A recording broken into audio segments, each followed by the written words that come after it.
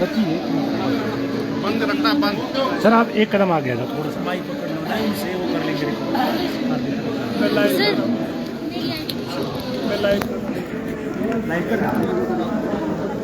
जी sir, आज विरोध जाहिर कर रहे हैं आप, क्या कुछ आपकी डिमांड्स है और कब से पेंडिंग है? मैं V K Sharma, ex paramilitary HP state coordination and welfare association का प्रेसिडेंट हूँ। मेरे साथ यहाँ पर हमारे chief patron Shri M L Thakur, Shri Tarsem ji जो प्रेसिडेंट सिरमौर से हैं, और सभी डिस्ट्रिक्ट के प्रेसिडेंट्स और अलग साथी हमारे जो हैं पूरे हिमाचल प्रदेश से इकट्ठे हुए हैं।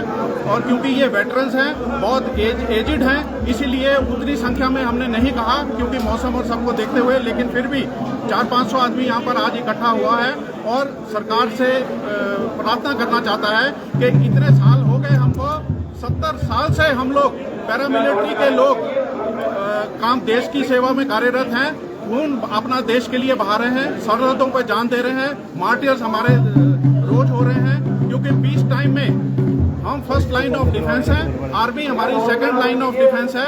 फर्स्ट लाइन ऑफ डिफेंस होने के नाते सभी लोग, हमारी जितनी शहादत हो रही है उसकी तरफ सरकार का कोई ध्यान नहीं है।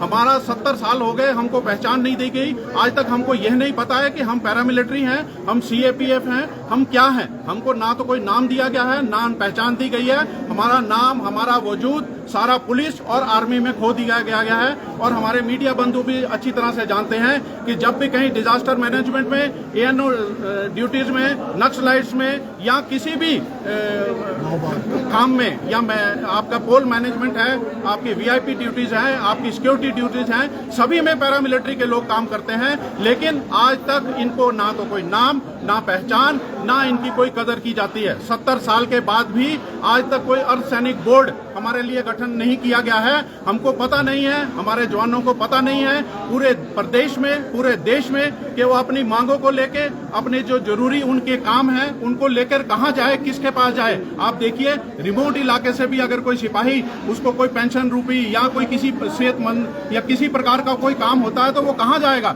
स्टेट में किसको पूछेगा, सेंटर में किसको पूछेगा, कहां जाएगा, कितना खर्चा करेगा, किस प्रकार से अपनी जो डिमांड है या उसकी जरूरत है उसको पूरा करेगा। पुलिस का बोर्ड, कल्याण बोर्ड है, आर्मी का कल्याण बोर्ड है, लेकिन 70 साल के बाद भी आज तक हमारी जान पहचान नहीं है। हमारे डीजी भी नहीं जानते, हमारी स्टेट गवर्नमेंट भी नहीं जानती कि किस डिस्ट्रिक्ट में, कहां पर कितने हमारे पैरामिलिट्री के साथी जो हैं वो रिटायर होकर यहां पर घूम रहे हैं। मैं आपको ये भी बता देना चाहता हूं मीडिया बंधुओं को कि हम इस स्टेट में लगभग 2.25 से 3 लाख सेवारत और सेवानिवृत्त पैरामिलिट्री के सदस्य हैं। और अगर हम उनकी फैमिलीज को मिलाएं तो 15 से 18 लाख के बीच में हमारा ये वजूद बनता है। 70 लाख की संख्या में, जनसंख्या में हमारी स्टेट में हमारा बहुत बड़ा वजूद है। लेकिन उस वजूद को नकारा किया गया है क्योंकि हमारे देशभक्त सैनिक ना तो कभी सड़क पर उतरे, ना अपनी जेन्युइन डिमांड के बारे में बात की, क्योंकि वो देशभक्ति से ओतप्रोत रहे हैं। उनके अंदर कभी ये बात नहीं रही कि हम अपने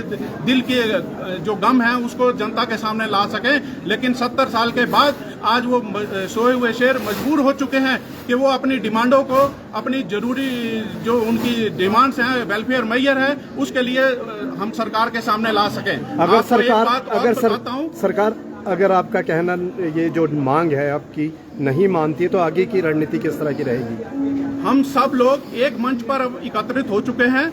इस पैरामिलिट्री के सारे सदस्य अब हम अलग अलग आईटीबीपी, बीएसएफ, सीआरपी, एसएसबी, इसमें अब डिवाइडेड नहीं है, क्योंकि शासन यही चाहता था कि हम डिवाइडेड रहें और हम कुछ मांग ना सकें। अब हम एक मंच पर आ गए हैं और हमारी कोर कमेटी ने अब ये फैसला लिया है कि हम थोड़ा समय, हफ्ता 10 दिन ज्यादा से ज्यादा सरकार को देंगे, क्योंकि 3 मेमोरेंडम हम व्यक्तिगत तौर पे मुख्यमंत्री महोदय के हाथ में दे चुके हैं, डिस्कशन कर चुके हैं। और 5 जो है मेमोरेंडम हम डीसी महोदय के थ्रू हम माननीय मुख्यमंत्री तक पहुंचा चुके हैं। लेकिन आज तक किसी भी हमारा जो मेमोरेंडम है उसके ऊपर कार्रवाई नहीं हुई और सारे जो मेमोरेंडम है वो डस्टबिन में मेरे हिसाब से डाल दिए गए हैं। जब हमारे वजूद को, हमारी इज्जत को ललकारा जा रहा है तो हमारे सभी साथी उस इज्जत को और उस ललकार का जवाब देने को तैयार हैं। माननीय मुख्यमंत्री को मैं सैल्यूट करूंगा कि उन्होंने विधानसभा पटल पर हम लोगों को, स्टेट के सभी लोगों को चैलेंज किया है कि अगर आपको पेंशन लेनी है, अगर आपको कुछ लेना है तो आप जो है इलेक्शन लड़कर आइए। और अगर ये चैलेंज है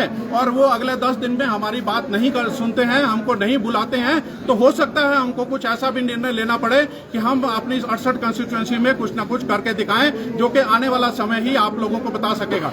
एक दो तीन बातें मैं आप मीडिया भाइयों के सामने और बता देता हूं कि पूरी स्टेट में आप देखिए एक CGHS डिस्पेंसरी शिमला में है, जबकि हर स्टेट में, पंजाब में और सब जगह पर हर डिस्ट्रिक्ट में वो मिल जाती है।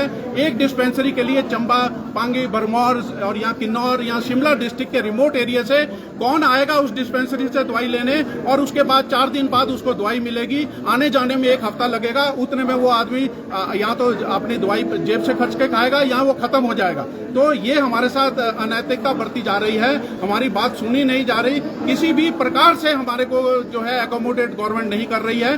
बार बार रिक्वेस्ट करने के बाद हमारी बातें नहीं सुनी जा रही हैं। अब आप देखिए बॉर्डर पर हम लोग बलिदान दे रहे हैं, हमारे मार्टियर्स हो रहे हैं, लेकिन मार्टियर्स की और उनकी फैमिलीज की और कोई ध्यान नहीं दिया जा रहा है। अगर पड़ोसी देश से 2 बुलेट आती हैं, एक आर्मी वाले को लगती है, एक पैरामिलिट्री वाले को लगती है। आर्मी वाले के लिए फुल सुविधाएं हैं और पैरामिलिट्री वाले के लिए कुछ नहीं। इवन उसकी पेंशन तक बंद कर दी गई है, जो कि सबसे शर्मनाक बात है हमारे लिए कि हमारी पेंशन भी हमारे को, हमारे जवानों को और आने वाली पीढ़ियों को नहीं दी जाएगी। सोशल सिक्योरिटी के नाम पे सरकार सब कुछ करती है, विश्व की तमाम सरकारें एक एज के बाद सोशल सिक्योरिटी देती हैं, लेकिन हमारे से ये सोशल सिक्योरिटी भी छीन ली गई है। आने वाले समय में जब 24 के बाद हमारे जवान रिटायर होंगे तो वो कहां जाएंगे, किसको पूछेंगे? उनके पास पेंशन भी लेने को नहीं होगी, तो वो अराजकता ही फैलेगी इस देश में, और ये अन्याय हम नहीं होने देंगे। और इस अन्याय के लिए हम इस पूरे प्रदेश में लड़ेंगे, और इसके साथ साथ हमारे जो अन्य साथी हैं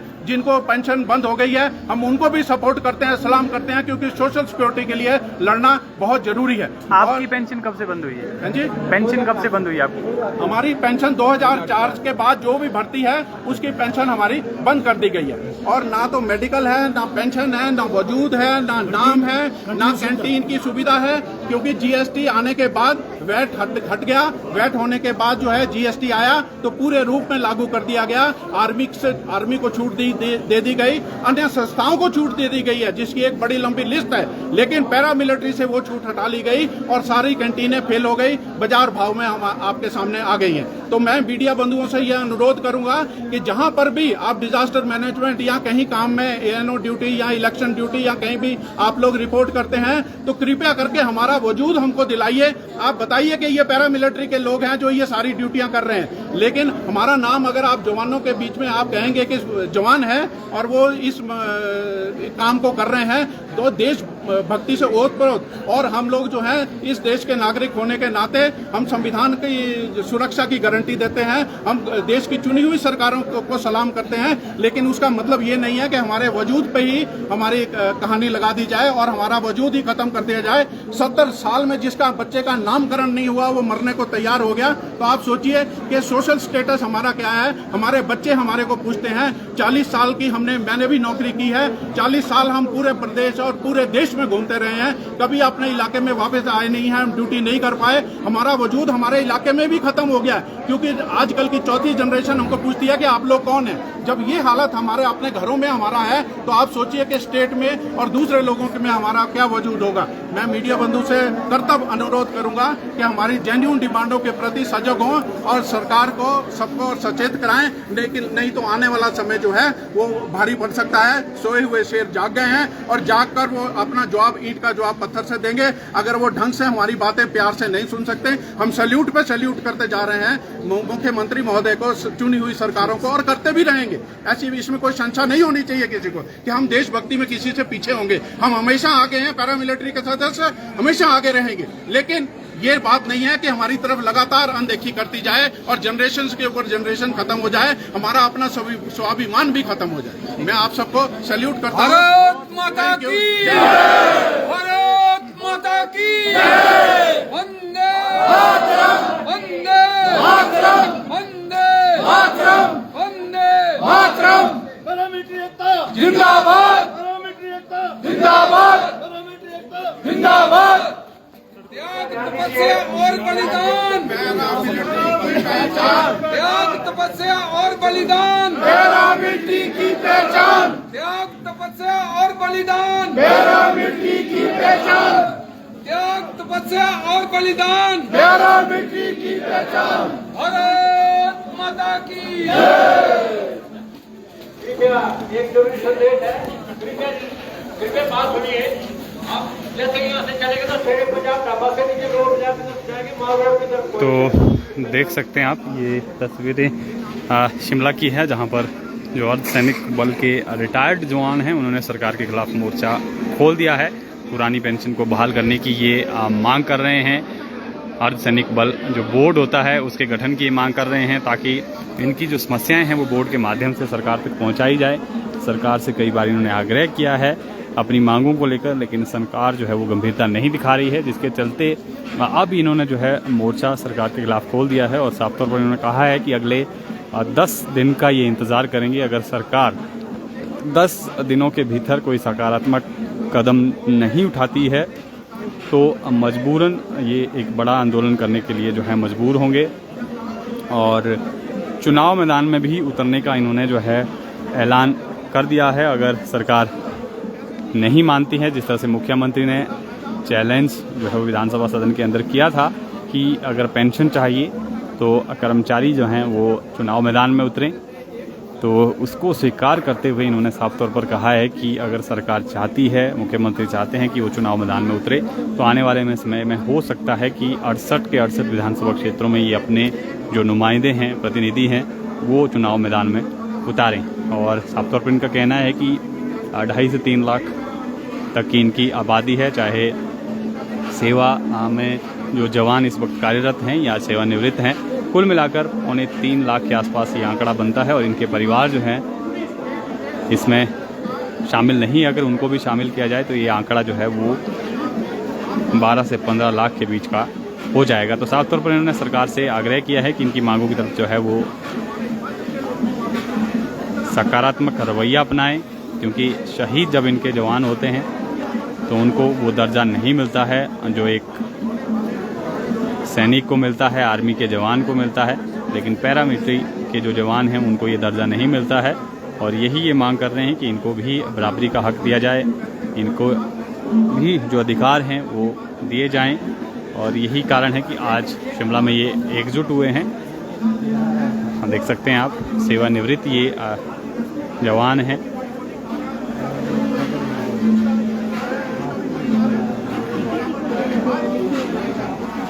तो फिलहाल के लिए आपको इसी अपडेट के साथ छोड़े जाते हैं। ताज़ा तरीन अपडेट के साथ फिर जुड़ेंगे। आप बने रहें पंजाब केसरी हिमाचल के साथ।